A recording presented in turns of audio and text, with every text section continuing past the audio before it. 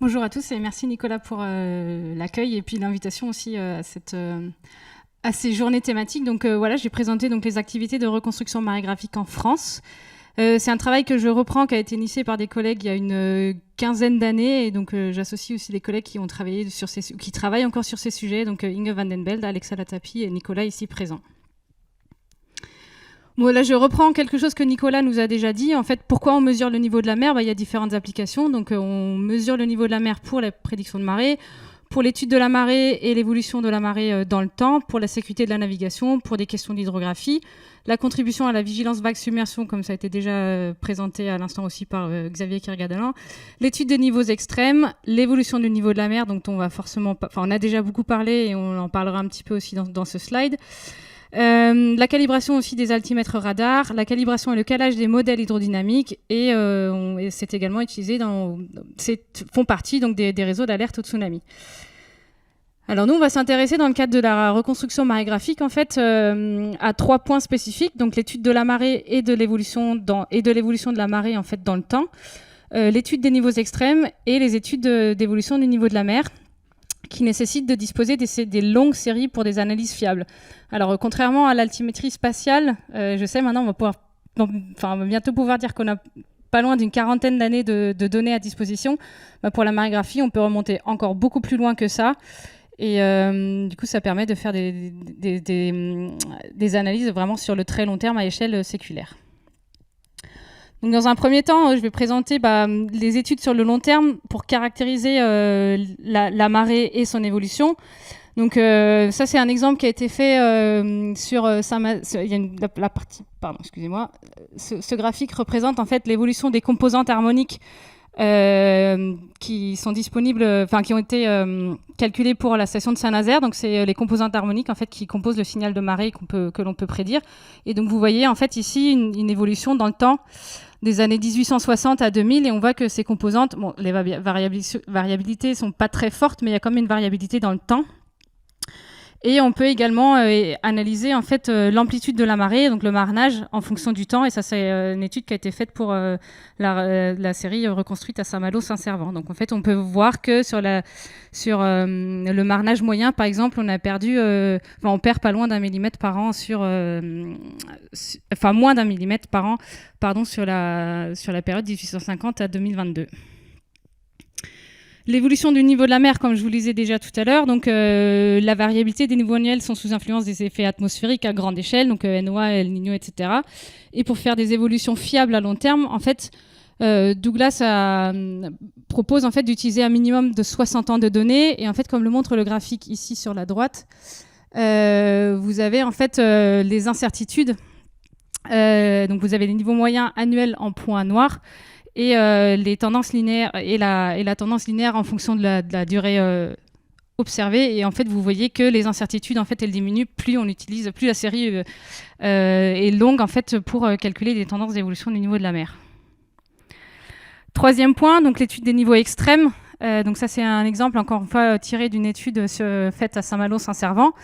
En fait, ça, c'est juste un petit exemple pour le calcul de la surcote de pleine mer, donc SPM, donc la différence entre le niveau maximum observé et le niveau maximum prédit. Calcul de la surcote de pleine mer centenale, donc une période de retour de 100 ans. Et en fait, ce que j'ai appelé la série DataShom, pardon, excusez-moi, je suis perdue. Non, c'est ici. En fait, ça, c'était la série qu'on avait avant la reconstruction marégraphique de la série Saint-Malo-Saint-Servant. Donc, on avait 148 observations à notre disposition pour calculer, sur les périodes de 1990 à aujourd'hui, pour faire un calcul en fait de niveau centenal. Et après la reconstruction, donc on a pu rajouter quand même pas loin, presque une centaine d'années d'observations. En fait, on a 413 observations. Et donc on a pu faire des calculs donc de périodes de surcote de pleine mer centenale et millénale.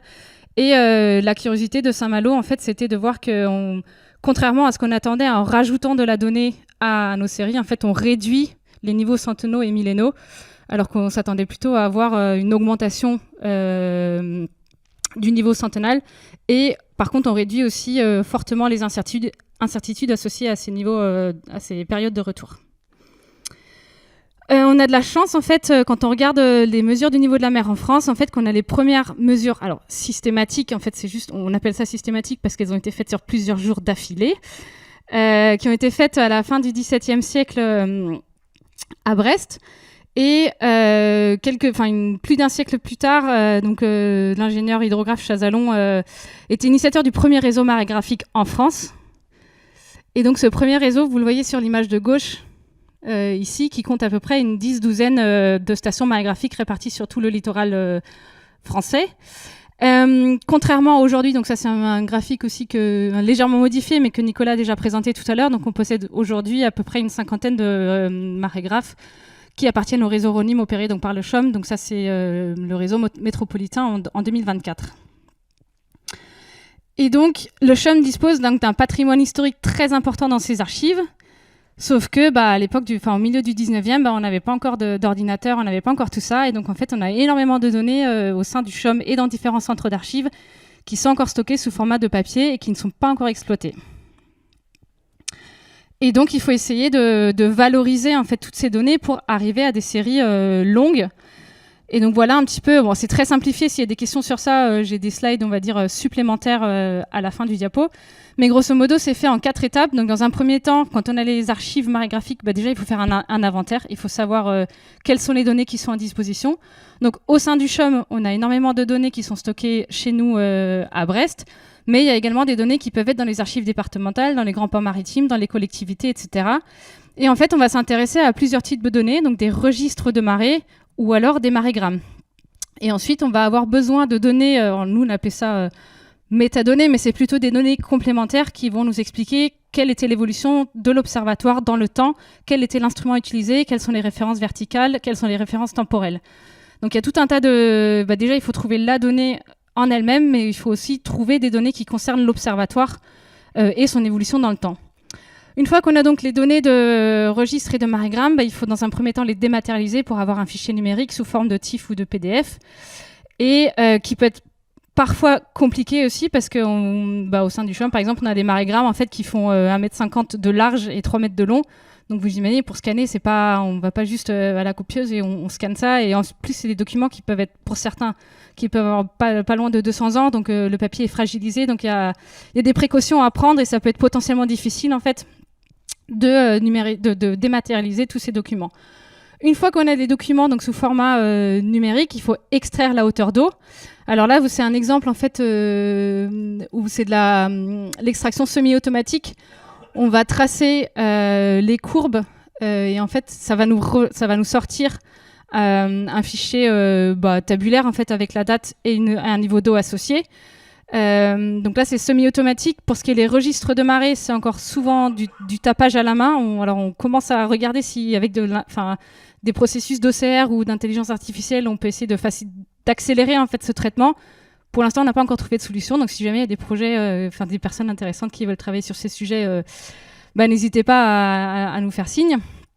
Et une fois qu'on a donc extrait la donnée telle qu'elle est sur le marégramme ou sur le registre de marée, en fait, il faut qualifier la donnée. Est-ce que c'est de la bonne qualité ou pas?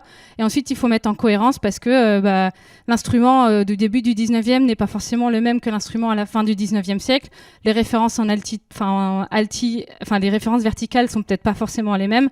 Et surtout dans le temps, en fait, à l'époque, on n'avait pas le temps universel comme on l'a aujourd'hui. On mesurait en temps moyen ou en temps solaire vrai. Et du coup, en fait, il faut recaler tout ça pour mettre tout ça en cohérence par rapport aux références verticales, donc le zéro hydrographique d'aujourd'hui et en temps universel.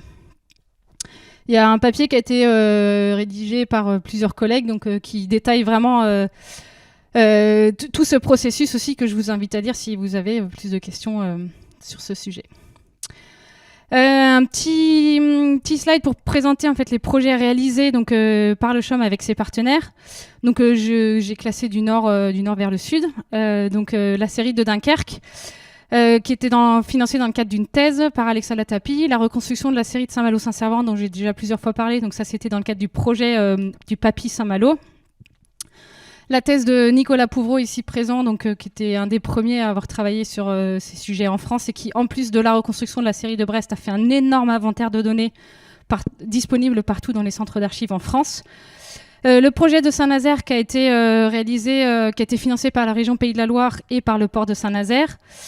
La thèse de Thomas Goriot qui a été financée par le département de la Charente-Maritime et par le Liens. Le projet de la reconstruction de Soquois Saint-Jean-de-Luz qui a été financé par le projet européen Esponda et la région de la Nouvelle-Aquitaine, et des plus petites séries, excusez-moi, qui sont pas présentes sur le graphique, mais vous voyez qu'on arrive à avoir quand même une demi-douzaine de séries quand même relativement longues en France et avec lesquelles on va pouvoir donc faire des études de caractéristiques de marée, des études d'évolution du niveau de la mer et des études des niveaux extrêmes. Pour les skiers, les projets en cours, donc ça c'était ce que vous avez vu précédemment, donc ça c'est déjà un très, très gros travail qui est fait. Là actuellement on a 3 projets en cours, donc un projet qui court sur 4 ans qui a démarré l'année dernière, donc sur la reconstruction des séries de l'estuaire de la Gironde. Donc ça c'est un projet qui est financé par la DGPR, donc la Direction Générale de la Prévention des Risques, Sonel et le port de Bordeaux. Et en fait là on va avoir 3 séries qui vont être reconstruites sur l'estuaire de la Gironde pour aussi comprendre l'évolution de la marée dans l'estuaire, parce que comme on le disait déjà hier, les estuaires c'est un peu des zones où le fluvial veut pas trop y aller, le maritime veut pas y aller non plus, et du coup l'idée c'est justement en fait de là proposer des séries en fait plus longues pour comprendre aussi l'évolution de la marée dans l'estuaire de la Gironde. Donc les 3 stations retenues donc sont Pointe-de-Grave, Pauillac et Bordeaux, et pour toutes les 3 stations on a à peu près 90 ans de données à rajouter à la série. Une petite timeline du projet, donc il a démarré en 2023 pour les 4 séries, on espère avoir un résultat fin 2026, début 2027. Et peut-être que dans 4 ou 5 ans, je pourrai présenter des études sur ces 3 séries. L'année dernière, en décembre 2023, on a eu un financement pour la reconstruction des séries de Cherbourg du Havre, également un financement par la DGPR. Donc, juste pour vous donner un exemple, le volume de données à traiter aussi. Donc, par exemple, à Cherbourg, on a 1700 marégrammes et registres à traiter. Ça fait presque 100 ans d'inédit. Et au Havre, on est à peu près à la même volumétrie. Donc, les projets ont commencé la semaine dernière et il y a 10 jours. Donc, c'est pour ça qu'il n'y a pas encore énormément de choses qui ont été faites. Mais voilà, juste un petit exemple aussi. On espère pouvoir trouver de la donnée marégraphique donc pour cette tempête qui a été illustrée au milieu du 19e siècle. En plus, donc sur le projet dont je vous parle, en plus de la reconstruction des séries de Cherbourg du Havre, on a également un financement pour la dématérialisation des archives marégraphiques. C'est-à-dire qu'au CHUM, on a plus de 70 000 documents actuellement inventoriés. Il faut finaliser l'inventaire. Et actuellement, sur ces documents, en fait, on a 70% qui ont déjà été dématérialisés. Il reste encore 30%, donc soit 30 000 pages feuilles à dématérialiser sous forme de rouleaux, sous forme de petits à moyens ouvrages ou sous forme de grands formats. Et donc ça sera fait à partir de 2026, sur les années 2026, 2027, 2028. Et juste pour vous montrer un petit exemple des gros rouleaux, alors on ne se rend pas forcément compte de la taille, mais ils font 1 mètre de largeur par exemple, donc à manier avec précaution. Et un rapide bilan. Donc, comme je vous le disais, vous avez pu voir aussi que le CHUM dispose d'un patrimoine marégraphique historique important qui est souvent méconnu. Il y a plus d'une dizaine de reconstructions qui ont déjà été réalisées dans le cadre de différents projets. Il y a des extensions importantes pour des séries longues, donc ça, comme je vous le disais, pour faire des études de caractéristiques sur la marée, l'évolution de la variabilité climatique et d'améliorer l'estimation des périodes de retour. Il y a 3 projets en cours de reconstruction, un focus sur l'estuaire de la Gironde et la déformation de la marée donc au sein de cet estuaire. Et du coup, si on parle d'estuaire, on peut aussi prendre en compte la reconstruction du Havre, qui est donc l'estuaire de la Seine, où on va s'intéresser également à la tenue du plein de la marée haute au Havre. Petit slide récapitulatif. Si on reprend notre réseau marégraphique du milieu du 19e, en 2026, il restera entre guillemets plus que 2 stations à reconstruire pour restaurer la totalité des données du réseau marégraphique du 19e siècle, donc Rochefort et Toulon.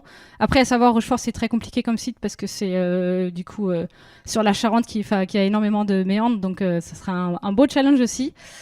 Et petite ouverture, alors je ne vous ai pas présenté, mais vous voyez sur la carte ici, en fait, la localisation des données disponibles également partout en France, en France et partout dans le monde. Donc il y a un énorme potentiel également dans les territoires ultramarins. Actuellement, il y a une thèse en cours au LIANS par Mathieu Hyes qui va travailler sur l'étude de la vulnérabilité et de l'adaptation au risque cyclonique à Madagascar. Donc, on va voir si on arrive à valoriser en fait les séries marégraphiques de Madagascar. Je sais que dans le cadre Futurisque, on va essayer de voir si on peut aussi intégrer des études, ou des reconstructions marégraphiques.